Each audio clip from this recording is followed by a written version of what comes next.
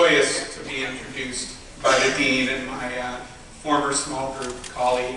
And I also want to reference Professor Kostel as well. Kostel was accurate in terms of what we feared, but that was not the case. We received incredible legal education, and the skills that he taught us have stayed with me. As I see him, it's very emotional to see him. He's one of the professors I singled out 3 professors when I was valedictorian, and he was one of them. And it's such an honor to be back on this stage with him sitting on it. So congratulations on 30 years, and I'm really glad to count myself amongst your students. I was sort of a little reserved about doing this because I haven't practiced law in about 7 or 8 years, and I'll tell you a story. When you get to produce a successful Broadway show, you get invited to really fancy events. And a couple weeks ago, I was in Ottawa with another fellow small group member of mine, Chloe Gervin, and we were at this reception. And I was talking to 2 people in the legal profession, and one of them said to me that they were looking to travel over the summer to a country that had some security issues, and she had to consult the RCMP before she traveled. And in that moment, I thought, well, I don't think that country is so dangerous. Why? I mean, you don't have to consult the RCMP. And she followed that up with that she takes her job in the Supreme Court very seriously. Now, I literally said, I gotta go get another drink, and ran over to Chloe and said, can we Google the Supreme Court? Like, we're so rusty. I mean, these are rock stars. And take it back to when I was in your position, and it was Madam Justice Cote, and she was wonderful hearing her story. So I'm a bit rusty in that respect. But I want to congratulate the class of 2018, and I want to congratulate your families and friends that supported you on this journey.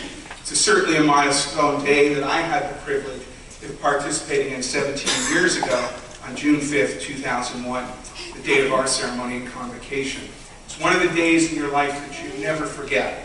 You never forget how proud your family was on this day and the sense of personal accomplishment. I'm grateful that, like that day 17 years ago, when I got the invitation to speak, my parents were like, can we come? And my parents, Lloyd and Ellie Rubinoff, are here today to listen to this speech about my abandonment of the law. My father still practices law. I was in his employ for 4 years, and I want to ensure him and my mom, despite this invitation and this opportunity of being back on this stage, I'm not returning to practice. No false hope. At our ceremony, as I said, I had the further privilege of giving the valedictory address, and in preparation for today, actually it was in this same binder, I reread my remarks I gave on that day. Most of them I remain proud of. Some of them are a little cringeworthy and dated, products of their time. However, I want to start by sharing some of those words I stated near the end of that speech, which really astonished me on reflection. And this I'm quoting from that speech. My friends, this is only the beginning. We still have dreams to conquer. I'm not sure if the profession of law is where I will spend the rest of my life. I am still dreaming. For me, if not the courtroom, then the stage, or maybe a legislature. So, Mom and Dad, I was very clear about my intentions 17 years ago. But I have to tell you, I had no idea. I really wrote that, certainly thinking about a life in the theater, but quite seriously about entering my articles and the practice of law. So that was on Tuesday, June 5th, 2001. 3 months later, on the second day of my article, September 11th, 2001, the world would change forever. And that the impact of that change, I think, has a lot to do with part of the reason why I'm standing here. And I'll come back to that. I practiced law for nearly a decade, parallel producing theater in Toronto. For the last 8 years, I've served in post-secondary education at Sheridan College. I was formerly the Dean of Visual and Performing Arts, and more recently, I've entered the role as Producing Artistic Director of the Canadian Music Theatre Project, an incubator I founded developing musicals, and where we first developed Come From Away. In these roles, I work with some of the most talented students in the country. And the question I ask them constantly is, when I see them in the halls, or have a chance to talk to them, is what did you learn? I always want to examine their discovery of knowledge, which helps me assess where they are on their path towards realizing their full potential. So with this opportunity, I want to share with you 3 things I've learned since I stood on this stage 17 years ago. I don't remember looking this young. I always thought we looked a little older, but maybe we looked this young 17 years ago. So the first thing is, realizing your dreams is possible. I wasn't, even though I would talk about that, I don't know if I was sure.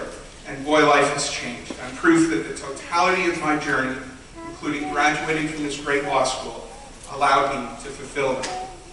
On 9/11 and during the days following, I was so moved by the outpouring of humanity of the people of Gander, Newfoundland, and Labrador, and the surrounding towns. 38 planes were grounded that day when U.S. airspace was closed, and a town of 9,000 had 7,000 people show up in an instant. I've always believed in this story because it was an example of Canadian values that needed to be shared with the world. And I felt the most compelling way to share it was in the musical form. It's how I see the world sometimes. I remained committed to that version, built a team, and began the journey that led us to reaching my dream of having a show on Broadway.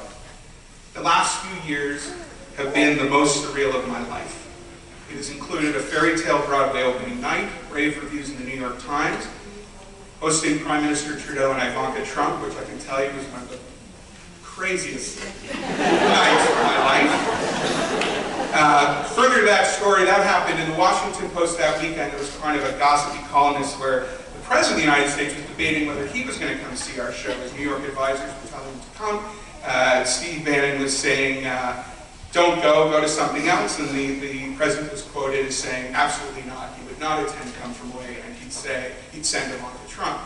I wish we could have that much influence over the President of the United States on decision making today. But anyway, 7 Tony Award nominations, went and win for direction.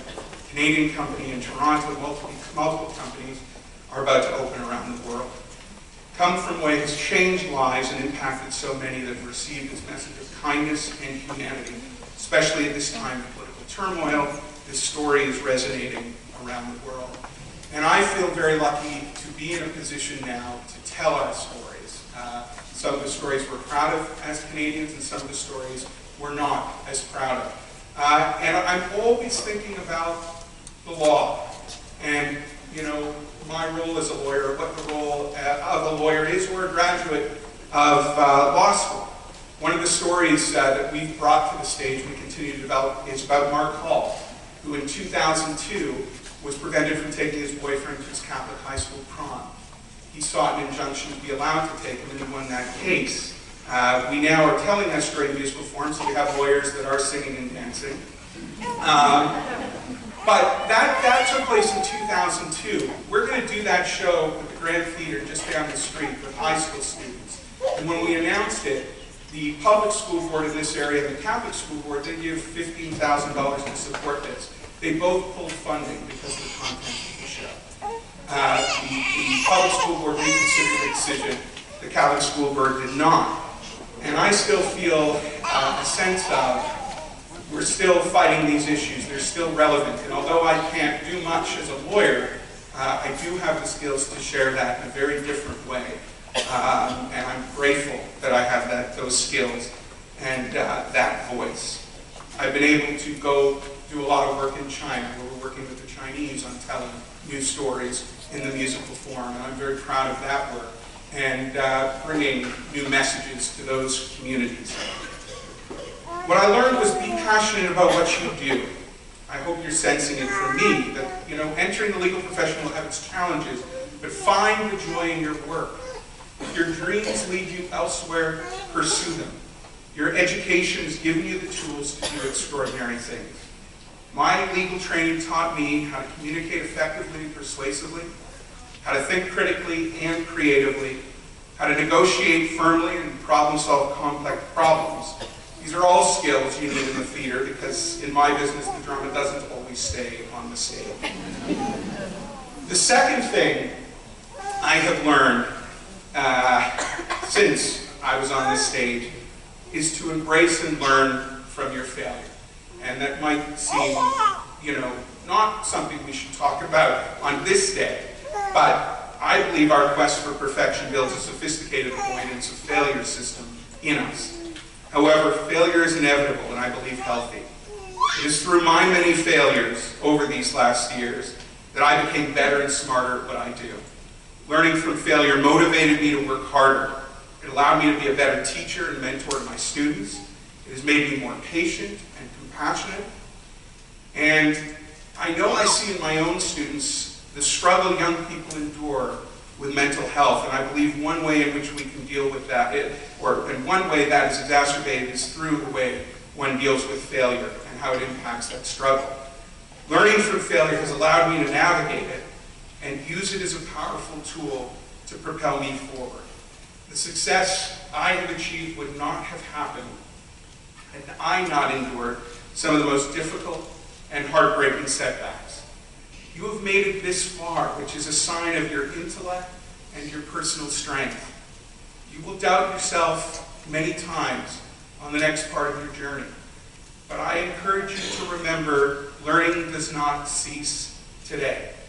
And focusing your energy on what you have learned from those low points will preserve your self-esteem and allow you to leap forward. And I truly do believe that. You have been given great opportunities, extraordinary training to succeed. And keep your mind on that when times are difficult or things aren't going exactly how you hoped they would. The third thing I've learned in the 17 years since speaking on this stage, that being a law school graduate and a lawyer really matters. It took me years to realize, and the Dean referenced this, how truly lucky I was to graduate from this exceptional law school and enter what I believe to be a noble profession. I felt, and I get the sense that it's the same, that Western law was about a sense of community where you could rely on your friends and colleagues, and that camaraderie has continued throughout our lives in and outside of the profession. By what you have accomplished today, you are a respected and privileged member of our society. People will look to you. I'm sure they already have outside of the Motor Vehicle Act, but they'll look to you as a respected and privileged member of our society. They'll look for your opinion as an important and informed one. Right now and throughout your career, your voice is louder than others. It may not feel that way, but it really is. And I encourage you to use it to speak out against injustice, to raise up the most vulnerable, to seek truth and reconciliation with Indigenous peoples, and to make this country better for everyone. You have the power to make a difference for so many. And you will make a difference for many, whether in law, whether you pursue further education, teaching, research, or anything you pursue. I have seen time and time and again, wherever you are in the world, when I have to reveal that I was a lawyer and a graduate of law school, the tone and tenor of conversations change. The way people look at you, the way people listen to you. It's an incredibly powerful thing, and it's something you can use for good for others. I'd be remiss if I ignored, at this moment of time, or tone deaf of what's going on in the world, certainly in the United States, but we read today certainly issues that remain in this country. And I believe we all have an important role, and it starts with speaking up because of your position, because of you becoming a graduate of this law school and eventually entering and being called to the bar. And I hope, what I know of this generation is an active one. I hope you'll do it more verbally than online. I'm in a live performance business, so I hope that your generation is communicating to each other. When I observe and interact with my students, I realize that your generation is passionate, has access to information in a way we've never seen before, is socially conscious, and changing the world faster than we can keep up with. Congratulations, you've earned this moment. Revel in this accomplishment. I am really excited about what you will accomplish and how you will make Canada and the world even better.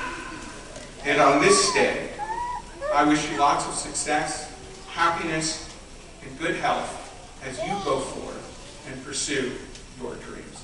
Thank you very much.